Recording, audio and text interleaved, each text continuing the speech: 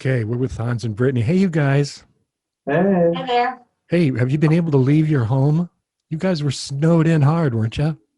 We were stuck for at least a day, Holy cow. but they finally came down our street and we could get out to the main roads. Hans Country and, Brit- living for you. Hans and Brittany live beyond the plow. So that's Funny, it. that's the title of my first solo album. It needs to be the title of something, Beyond the Yeah, Plow. it'd be spitting yards about modern farm equipment. Yeah.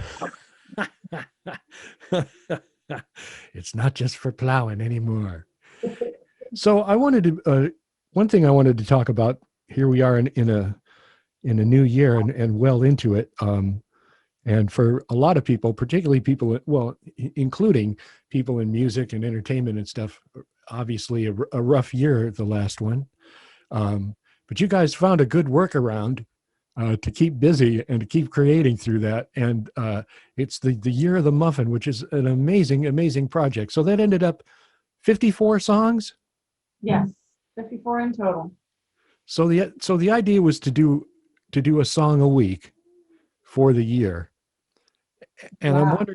I'm wondering about the process of that. Did you have some stashed? Did you start out with some songs in the bag, or was it week by week by week? It didn't start out that way, but it almost ended that way, I think.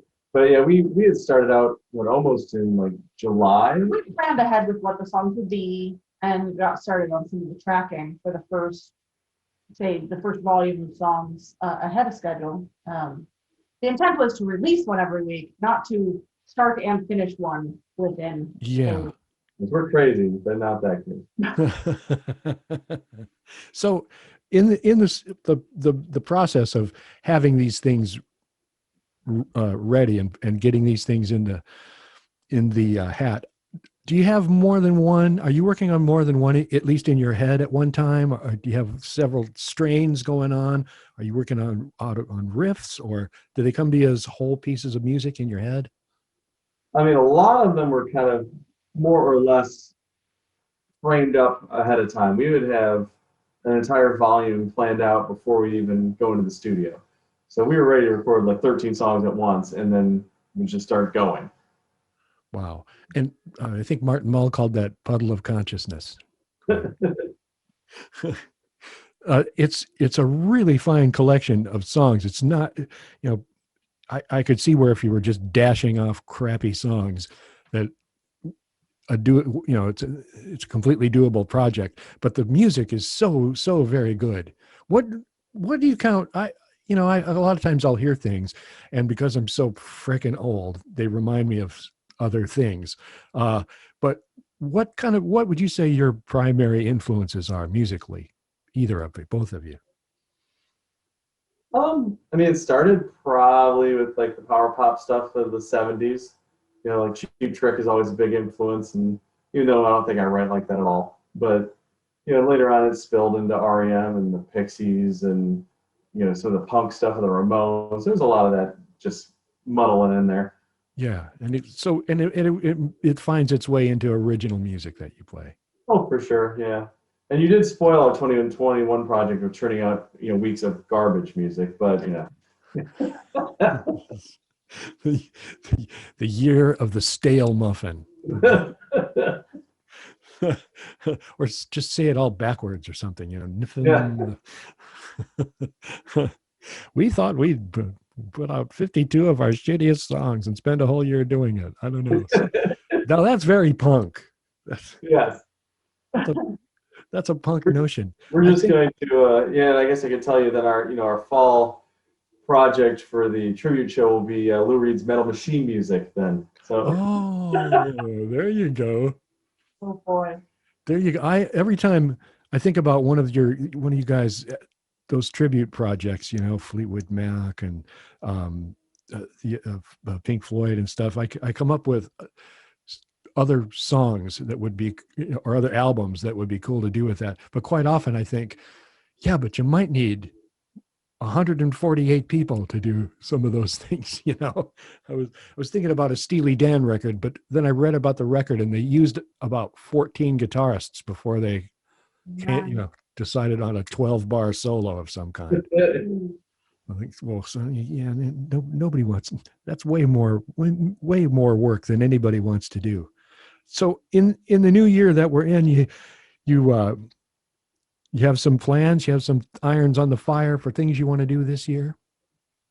Yeah, and we are, the initial plan had been to Year of the Muffin 2020, Tour of the Muffin 2021, and that's just not gonna come true in the original vision, at least. We are hoping that there could be some possibilities for shows and venues opening up as the year progresses, but it's not gonna be, right out of the gate with it. Especially because some of our hopes were to get the hell out of Dodge and play at some other towns that we've never, really experienced before, or who haven't experienced the muffin, as I should say. There you go. But with that, we're just trying to find ways to keep it fresh. And so we have also started doing a video series here on set right now in the living room sessions, where we're just kind of maybe just kind of imagining some of the Year of the Muffin songs in a more acoustic format, using the piano, using more of the upright bass, maybe not exclusively that configuration of instruments, but just something that's a little bit more,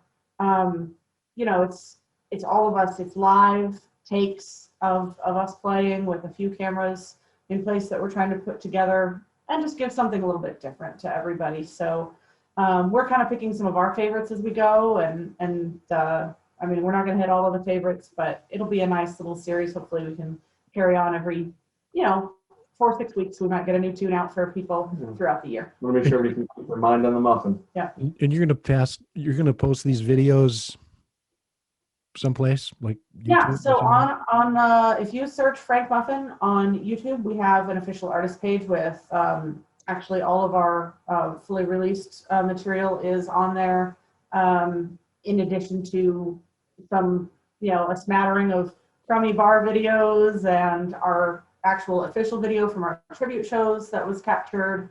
And then we're also putting these living room sessions out on that format as well. Okay. Well, great. Also, and I'll have a link to that. I'll put a link to that in the description area here, so people can link to that. And if people want to get a hold of the whole Year of the Muffin, what's their best bet? What's the best way for them to do it for you? So the best way probably to keep in touch with any stuff that we're doing is to simply go to frankmuffin.com. There are links to listen. It's actually hosted natively on SoundCloud and Bandcamp for purchase for anybody who wants to support us.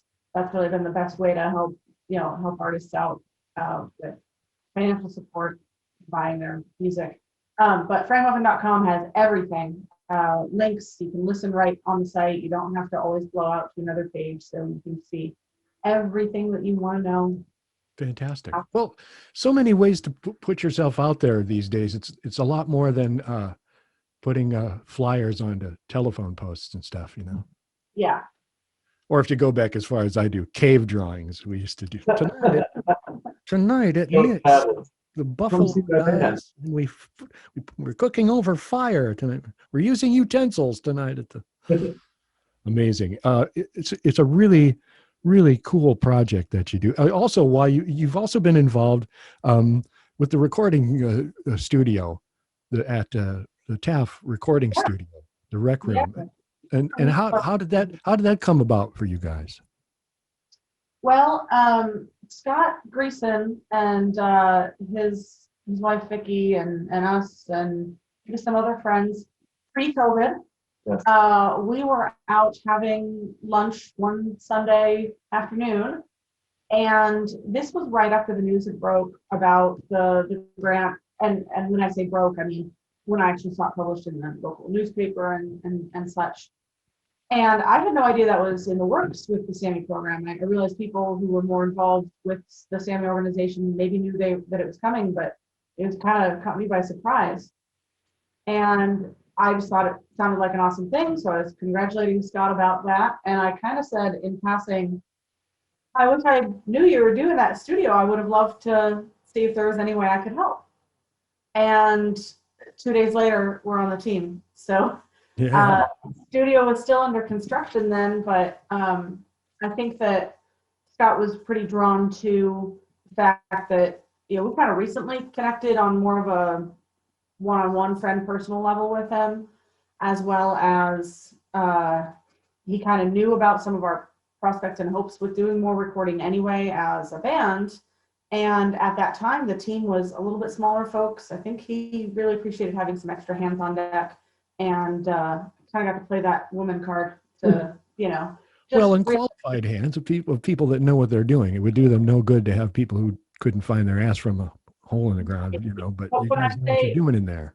When I say that about being a female on the team, the benefit there really comes from with some of the folks that are involved in the Sammy Scholarship, people that you might want to be able to bring in and record that might be a young teenage gal, might feel a little bit more comfortable with somebody like me in the studio, knowing that they're in good hands, but maybe their parents feel a little bit more comfortable with that situation too.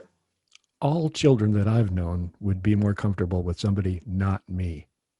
That's been when I worked for Lafayette Transitional Housing. A lady called one day and she said, I have a miscreant. I have a poorly behaving 16-year-old, and I want him to come in there and do some volunteer, but I'd like him to have a bad time. And I said, well, I can handle that. Giving a teenager a bad time? Absolutely. Here's what I'll do. I'll talk to him some, because they love that. He did. He came and he had a suitably bad time. I ran into her later. She said he had straightened up quite a bit just because Wow. of the crappy time we provided for him. So very good. But about the Rec Room studio down there, it's a really great idea. And we talked to Scott and to Joe Peters. We had them both on the podcast, and we talked about what a potential boon that can be for a local music scene to have an accessible spot for, where people can manage it and can get over there and do some recording and get some tracks down and learn how it works and what you need to do and how you need to be prepared going in there and that sort of thing. So it's a really, really good idea. And Brittany and Hans recorded me for a piece of music that was on Joe Peters's Collabs album, and that was a really cool idea too. All of those different people collaborating on songs was a lot of fun. Yeah, that was really cool. It was a fun project to be part of. I know I wish I had a studio like that when I was a viable musician. So it's pretty cool to be part of that for the up and coming people. Yeah, we used to have to do weird things with Mom's answering machine and whatever to record. Yeah, I mean, I had a good 4-track Fostex recorder, so I recorded a lot of tape tests for years. Yeah, there's really something when you're doing when you're using the tape, when you're using the physical medium like that. I used to have to cut together stuff for commercials, for radio commercials, and one was a whole family. It was a business that was owned by brothers, and it was all of their kids, and they all had to say something, and it had to be on a Christmas message. And there were so many splices in it that you could have an epileptic fit just watching that tape turn, all those splicers going through. It was like almost sentence by sentence with some of them. So it wasn't Four Boys Manor by chance, was it? It was Four Boys Manor. It was Four Boys Manor. That's awesome that you guessed it. I wrote the Snow Bear Frozen Custard jingle in college for one of the Four Boys. Oh man! And we actually recorded it in the WIZ studio. Now I think about it. Oh wow! So. Holy cow. Wow. And so did they mean MANOR? Did they mean that? I don't know. Because otherwise otherwise it would be like in the Four Boys manner of cooking, or I never did quite understand that. I don't know. I think they meant MANOR. Holy cow. Yeah, that was a lot. There was a lot of grease pencil and tape went down in those days. But the recording studio is a really nice place, and it's located, for those that don't know, in the Tippecanoe Arts Federation building. And for those who go far, who are out of town and haven't been here in a long time, it's the Old Wells Library. So it's down in there, and it's a really great facility to have. And as Hans says, boy, that would have been a great boon to have way back in the day, because you think of a lot of things that went down unrecorded. That these days, you can get, at least if somebody's got a phone, you can get some sort of something. And another part about some musicians is that it's so much easier to remember that good thing you played if somebody recorded it for you, because by the next time you go to practice that thing, it's like, yeah, you like that? What did I do? How did that go actually? And I think it's cool that people are also, like yourselves, have found these projects and found these sort of pandemic workarounds. While the gigs aren't so plentiful and it's hard to go anywhere to do anything. And then of course, when you're beyond the plow and you're snowed in, or for whatever reason, you can't leave. It's great to have these workarounds. I know that Todd Rundgren is doing this virtual tour thing. That he's got a 10-piece band, and they're playing in Chicago, and they're doing a separate shows on separate dates for different cities, but they're all emanating from this space in Chicago. And so then they redecorate the space depending on what city they're playing in. So there's that's great. That's funny. They are charging regular concert ticket prices though, so they must be I think they're like 35 yeah. bucks. Yeah. They're still not asking for less money. Oh, we have. Really. Yeah. Not reaching for the stars in this project. Well, I mean, I saw at Daryl's house with Todd on it, from Todd's place in Hawaii. Oh yeah, I saw that one. That's really cool. I'd be getting $35 from everybody I could if that meant keeping that place. That's amazing. Sure. The studio space where they were playing had walls that were open, and they were on like a little body of water there. And the water was like an infinity pool that came up right to the edge of where they were set up doing their thing. It was absolutely gorgeous. And so he has his, among his, the background singers is Michelle Rundgren, his wife. And so they work together all the time. And I meant to ask you guys about that, working together. My wife and I realized that we're good together, but we need about 2,200 square feet. So is there any sort of challenge to working together? Does it just flow and you don't think about it? I mean, I'll be going to the garage after this interview. Yeah, I can't do this anymore. Yeah. Brittany says I can stop sleeping in the yard. I'm sure we have moments that pop up, but I guess this is just kind of the way it's always been for us. Right. When we first met and got to know each other, music was always a central part of that. So that was something that we were always coming together to do regularly. So it snowballed into being an actual band, and now has snowballed into being the extra side hustle with the studio projects. And that even includes construction projects. We helped actually put some sweat equity into the studio with some of the soundproofing measures. Your typical Amish studio raising ceremony. Yeah. We're tearing apart our kitchen this week. We're very, and we like to do a lot of projects together. And so that really hasn't, changed, whether it's been, songwriting related or in that studio production related kind of things. But I mean, we're married, so there's going to be a little bit of headbutting every once in a while. Well, there's a little bit of headbutting. Just playing music together with anybody, there's headbutting that goes on. I mean, the core of the band I have has been together for like 27, 28 years at this point. But there are times when everyone else but me is wrong. Oh, those things happen.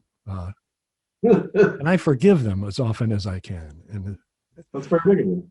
As much as I can. Yeah. I mean, look at him. I can't treat him any worse than he's already treating himself. So as far as my wife and I, when we got together, I said, do you have hobbies?